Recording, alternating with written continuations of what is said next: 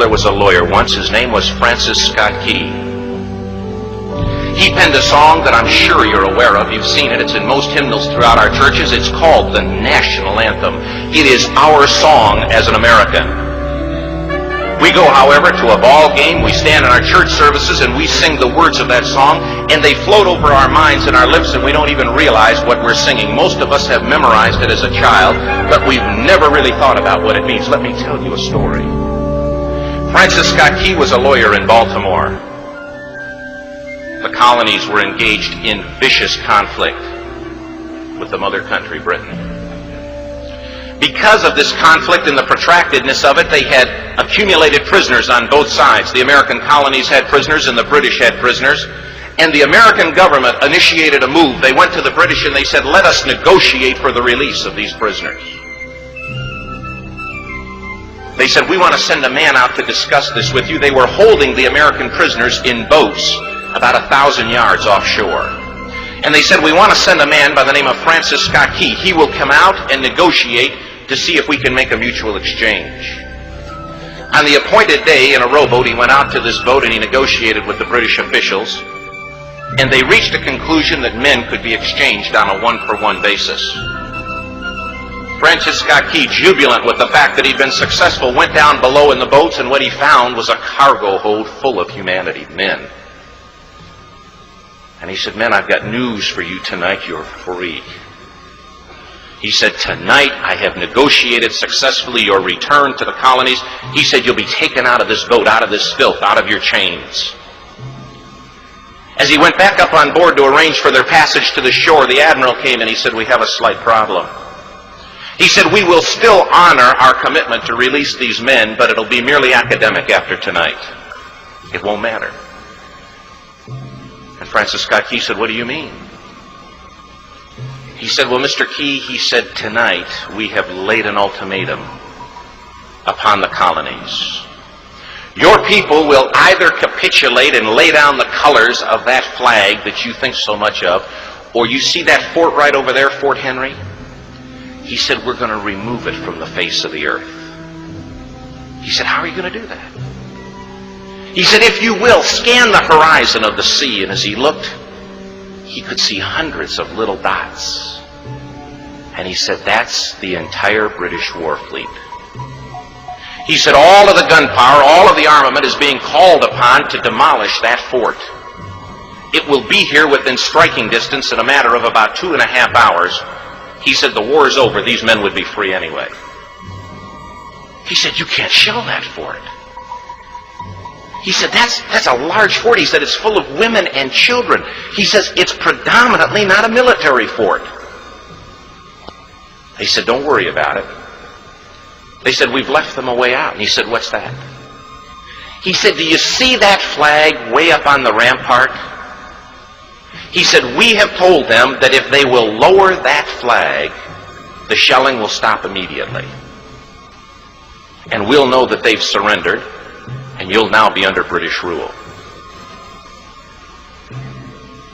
Francis Scott Key went down below and told the men what was about to happen. And they said, how many ships? He said, hundreds. The ships got closer. Francis Scott Key went back up on top and he said, men, I'll shout down to you what's going on as we watch. As twilight began to fall, and as the haze hung over the ocean as it does at sunset, suddenly the British war fleet unleashed. He says the sound was deafening. There were so many guns that there were no reliefs. He said it was absolutely impossible to talk or hear. He said suddenly the sky, although dark, was suddenly lit. And he says from down below, all he could hear the men, the prisoners, saying was, tell us where the flag is. What have they done with the flag? Is the flag still flying over the rampart? Tell us. 1 hour, 2 hours, 3 hours into the shelling, every time the bomb would explode and it would be close to the flag, they could see the flag in the illuminated red glare of that bomb, and Francis Scott Key would report down to the men below, it's still up. It's not down. The admiral came and he said, "Your people are insane." He said, "What's the matter with them?"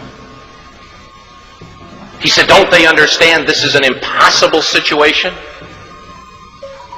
Francis Scott Key said he remembered what George Washington had said. He said, "The thing that sets the American Christian apart from all other people in the world is he will die on his feet before he'll live on his knees."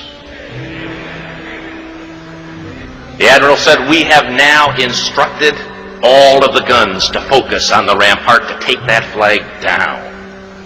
He said, "We don't understand something. Our reconnaissance tells us that that flag has been hit directly again and again and again, and yet it's still flying. We don't understand that." But he said, "Now we're about to bring every gun for the next 3 hours to bear on that point." Francis Scott Key said the barrage was unmerciful. All that he could hear was the men down below praying. The prayer, "God, keep that flag flying where we last saw it." Sunrise came.